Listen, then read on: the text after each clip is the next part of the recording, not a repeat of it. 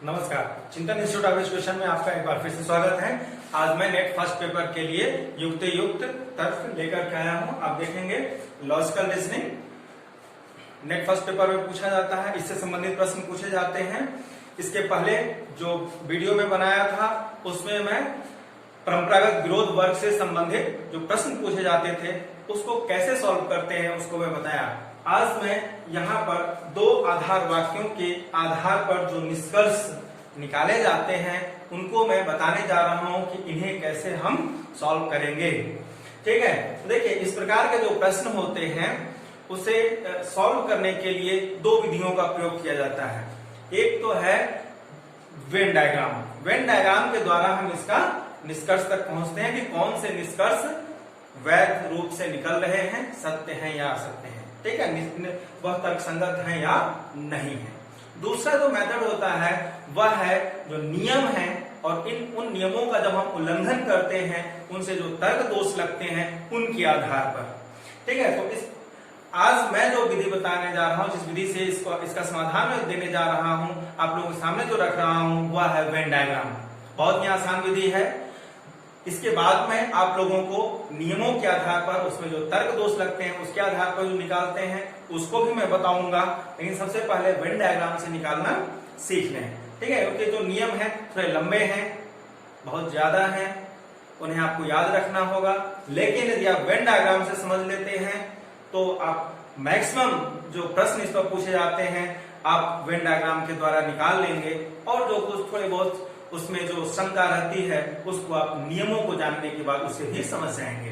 तो आइए स्टार्ट करते हैं। सबसे पहले तो हमें यह जानना है कि ये जो आधार वाक्य होते हैं उनका हम वेन डायग्राम कैसे बनाएंगे। तो सबसे पहले मैं इस वीडियो में वेन डायग्राम आप कैसे बनाएंगे वो मैं बताने जा रहा हूँ।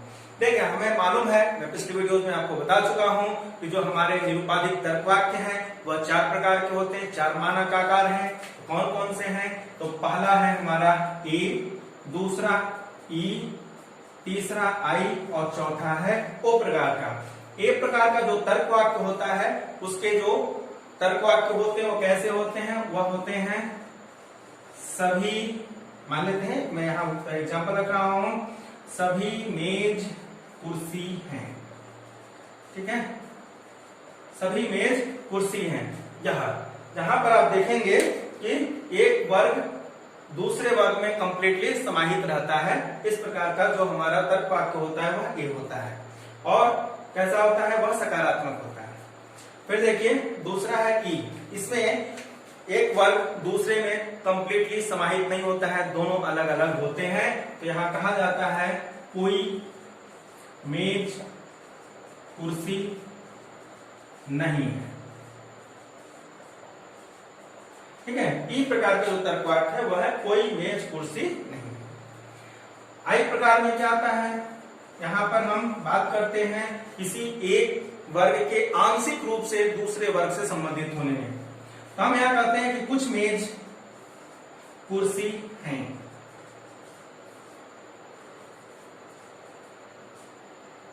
कुछ मेज कुर्सी हैं। और चौथा है हमारा ओ, जहां पर हम स्टेटमेंट देते हैं, जो हमारा तर्क वाक्य होता है वह होता है कुछ मेज कुर्सी नहीं है।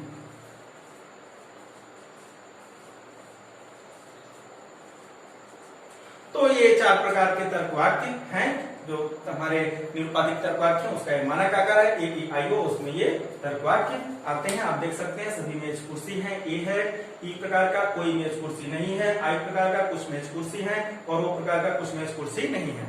तो इस प्रकार के प्रश्न को लगाने से पहले, उसका समाधान निकालने से पहले हमें इसके वेन डायग्राम बनाने आने चाहिए।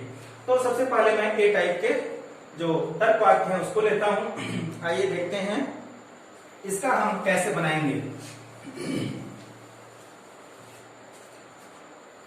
देखिए यहां पर दो वर्ग हैं हमारे पास।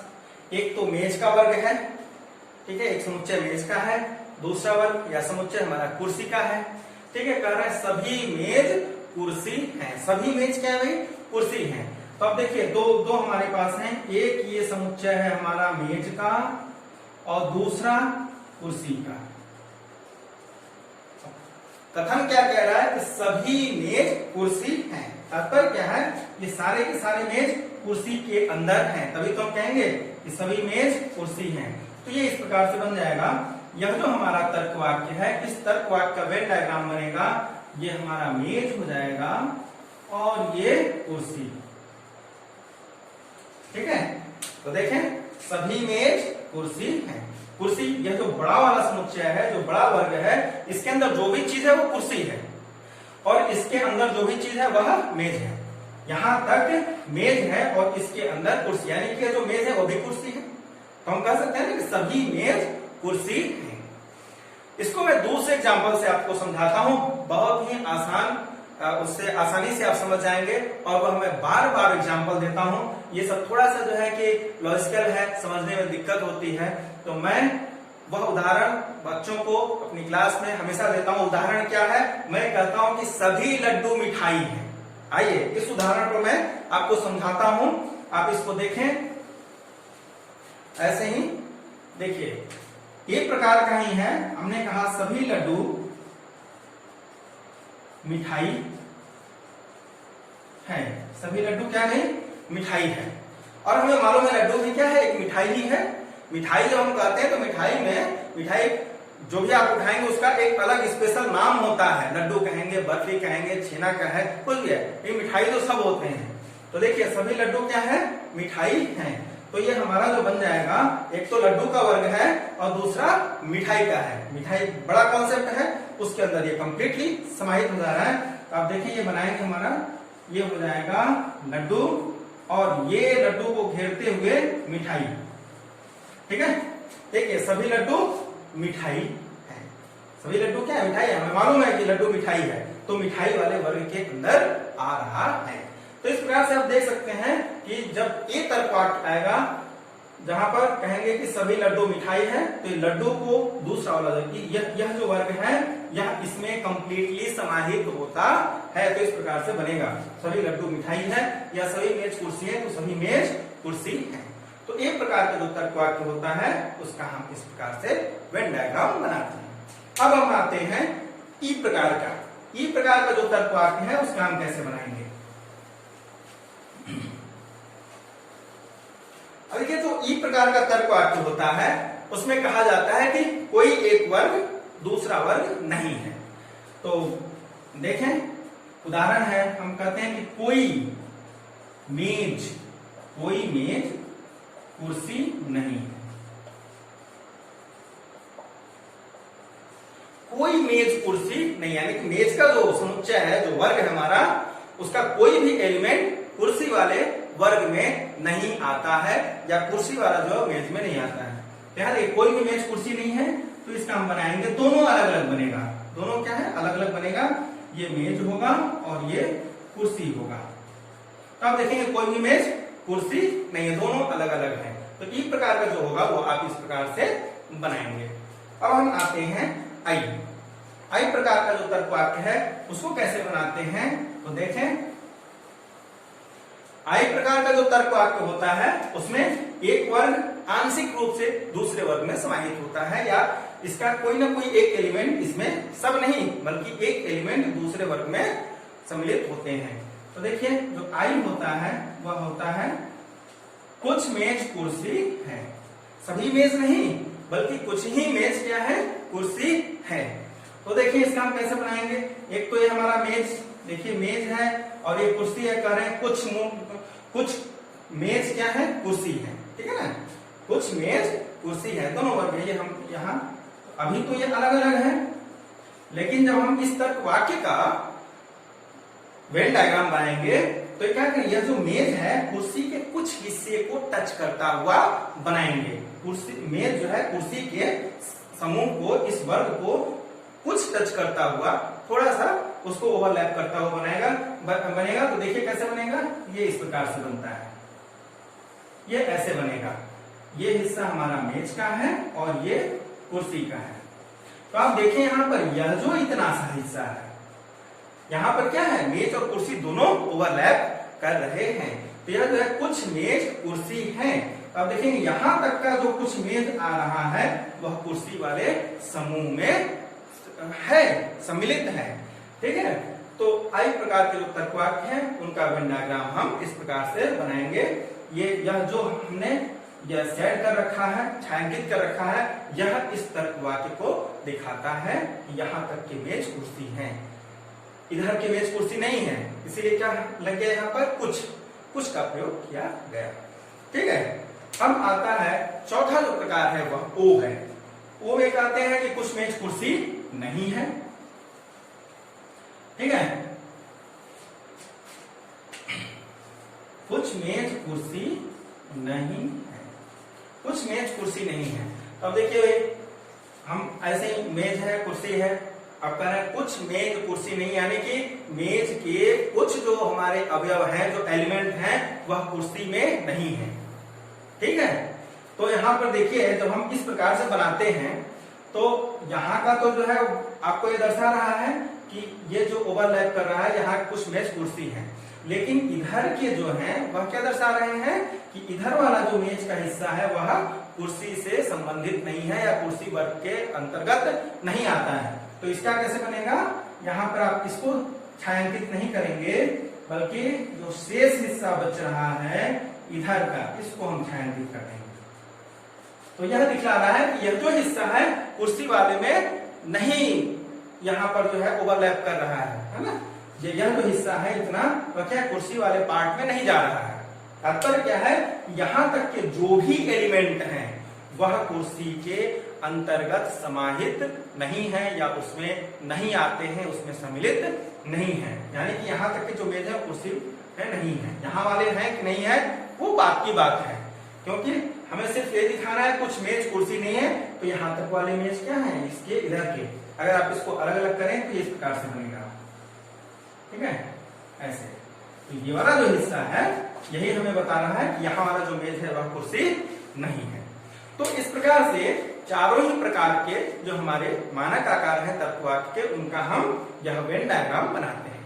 अब हम जो यह हमारा प्रश्न है इसको कैसे हल करेंगे, तो इसको हल करने के लिए देखिए यहाँ पर दो आधार वाक्य दिए हुए हैं, जो ये तर्क वाक्य है इसको हम पूरा क्या कहते हैं, सिलोजिज्म कहा जाता है। ठीक है, न्याय वाक्य, निरुपाधिक न्याय वाक्य ये कहलाते हैं।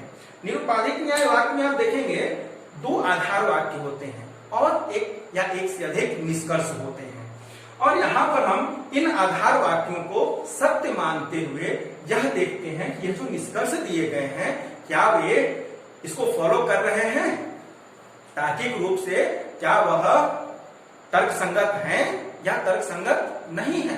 यही हम देखते हैं कि यह जो निष्कर्ष है क्या वह इन दोनों को सत्य मानते हुए तर्क संगत है या नहीं। तो अब हम करते क्या है, सबसे पहले तो जो हमारे आधार वाक्य हैं इन दोनों आधार वाक्य का हम वेन डायग्राम बना लेते हैं। फिर इन दोनों ही आधार वाक्यों में जो वेन डायग्राम बनते हैं उन दोनों को मिलाकर के एक निष्कर्ष वेन डायग्राम बनाया जाता है, और उस निष्कर्ष डायग्राम से जितनी बातें निकलती हैं वे सब सत्य होती हैं। ठीक है, अब देखिए यहाँ पर दो आधार वाक्य हैं, तो जरूरी नहीं है कि एक ही निष्कर्ष डायग्राम बने, एक से अधिक भी निष्कर्ष डायग्राम बन सकता है। तो जब दो आधार वाक्य होते हैं तो हमारा निष्कर्ष डायग्राम बनता है वह कम से कम एक बनेगा और अधिक से अधिक वह आपके दो बनेंगे। ठीक है, और जब हम निष्कर्षों को जांचते हैं निष्कर्ष डायग्राम से, तो यदि एक निष्कर्ष डायग्राम बना तो फिर बहुत ही आसान है, उसमें जितनी बातें निकल के आएंगे वो सब सत्य है, जो नहीं निकलेगा वह असत्य है। लेकिन जब दो डायग्राम बन जाएगा, दो डायग्राम बनते ही अब हमें देखना होगा कि कौन सी बातें या तथ्य दोनों ही डायग्राम में हैं। जो दोनों डायग्राम में निकलेंगे, दोनों ही डायग्राम से निकलेंगे, वही सत्य माना जाएगा। अब मान लेते हैं कुछ तथ्य ऐसे जो कि एक डायग्राम में है लेकिन दूसरे डायग्राम में नहीं है, वह 50% सत्य है, आधा सत्य है, आधे से सत्य साबित नहीं हो रहा है। तात्पर्य क्या है कि वह पूर्णतः असत्य मान लिया जाएगा। आधा सत्य है लेकिन हम उसे पूर्णतः असत्य ही मानेंगे। तो आइए अब इसको कैसे बनाते हैं उसको मैं बताता हूं। तो देखिए जो हमारे सामने प्रश्न है, पहले मैं प्रश्न आपको बता दूं। देखिए कथन है, दो आधार वाक्य है, कुछ पेन पुस्तक है, सभी पुस्तकें कागज हैं, ये दो कथन दिया है। और आपसे प्रश्न पूछा जाएगा कि इन दोनों को सत्य मानते हुए बताइए कि दोनों निष्कर्ष में से कौन सा तर्कसंगत है। पहला है कुछ कागज पेन है और दूसरा है सभी पेन कागज है। इन दोनों में से कौन सा तर्कसंगत है? क्या केवल पहला है या केवल दूसरा है या दोनों ही तर्कसंगत हैं या दोनों ही तर्कसंगत नहीं है? ये 4 प्रकार से प्रश्न आपसे पूछे जाएंगे और चारों ऑप्शंस में से कोई एक ऑप्शन आपको चूज करना होगा। आइए अब मैं सबसे पहले इसका वेन डायग्राम बनाता हूं। कुछ पेन पुस्तक हैं, आई प्रकार का है। ये क्या है? यह जो मेरा तर्क वाक्य है वह आई प्रकार का है। आई प्रकार का कैसे बनेगा? कुछ पेन पुस्तक हैं, यानी कि पेन के कुछ एलिमेंट पुस्तक वाले वर्ग में आते हैं। ठीक है, तो ये कैसे बन जाएगा? यहां पर पहले वाले का मैं बना रहा हूं, ये ऐसे बनेगा। देखिए ये पेन हो जाएगा और ये पुस्तक। तो यहां तक के जो पेन है हमारे, कुछ पेन, वह क्या है? पुस्तक है। दूसरा क्या है? सभी पुस्तकें कागज है। दूसरे का डायग्राम क्या है? सभी पुस्तकें एक प्रकार का है। यह क्या है? एक प्रकार का तर्क वाक्य है। देखिए एक प्रकार का तर्क वाक्य कैसे हम बनाएंगे? ये है हमारा पुस्तक, सभी पुस्तकें क्या है? कागज है। ठीक है, दूसरे का बन गया। अब इन दोनों को मिलाकर के हमें निष्कर्ष डायग्राम बनाना है। ठीक है, निष्कर्ष डायग्राम कैसे बनेगा? तो आप देखें दोनों ही डायग्राम को बहुत ही ध्यान से देखिए। देखें यहां पर दोनों में ही पुस्तक कॉमन है। ठीक है, अब देखिए यहां पर पुस्तक को कौन घेर रखा है? कागज वाले वर्ग ने घेर रखा है ना। तो अगर हम इस कागज को यहां पर पुस्तक वाले वर्ग को कागज से हम घेर दें तो ये इस प्रकार से ये हमारा क्या है? निष्कर्ष डायग्राम बन जाएगा। या दूसरा तरीका है, यह जो पुस्तक है अगर हम इसको अभी एक प्रकार से है, दूसरे प्रकार से अगर हम देखें तो देखिए इस पुस्तक वाले वर्ग को थोड़ा सा कौन टच करके रखा है? पेन ने टच करके रखा है। पेन वाला वर्ग जो है हमारा, तो हम क्या करेंगे? इस डायग्राम में पेन वाले को पुस्तक से टच करा देंगे। पुस्तक यहाँ पर है और ये हम पेन बना देंगे, तो दोनों ही देखेंगे एक ही जैसा वेन डायग्राम बन के आ रहा है। यानी कि इन दोनों से ही जो निष्कर्ष डायग्राम बनेगा वो हमारा एक ही प्रकार का निष्कर्ष डायग्राम बनेगा, दो प्रकार का नहीं बनेगा। तो निष्कर्ष डायग्राम हमारा क्या हुआ? ये हमारा है पेन और ये पुस्तक और ये कागज। ठीक है, ये हमारा बन गया निष्कर्ष डायग्राम।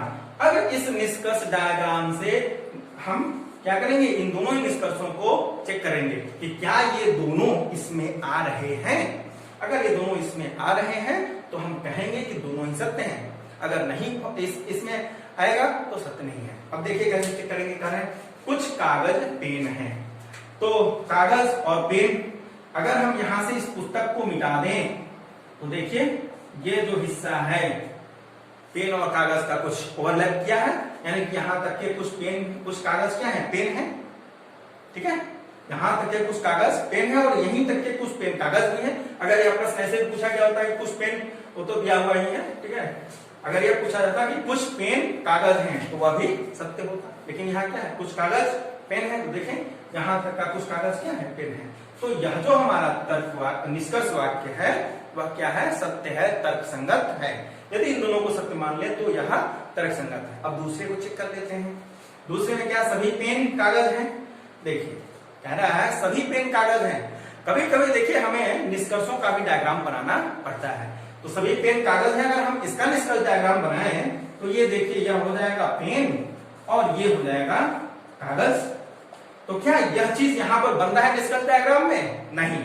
यहाँ आप देख रहे हैं कि पेन का कुछ ही हिस्सा कागज से ओवरलैप किया हुआ है, उसको पकड़े हुए है, उसमें समाहित है, पूरा नहीं है। तो हम कैसे कह देंगे कि कंप्लीट पेन, जो पूरा का पूरा पेन वर्ग है वह कागज के अंतर्गत आता है। तो यह वाला जो है वह क्या है? तर्कसंगत नहीं आएगा। तो इसमें अब आपको उत्तर में यही देखना होगा कि केवल पहला निष्कर्ष तर्कसंगत है। ठीक है, तो इस प्रकार से हम ऐसे न्याय वाक्य से पूछे जाने वाले प्रश्नों को हल करते हैं। अगली वीडियो में मैं कुछ और उदाहरणों के साथ में आऊंगा। ठीक है, अगली वीडियो देखना नहीं भूलिएगा।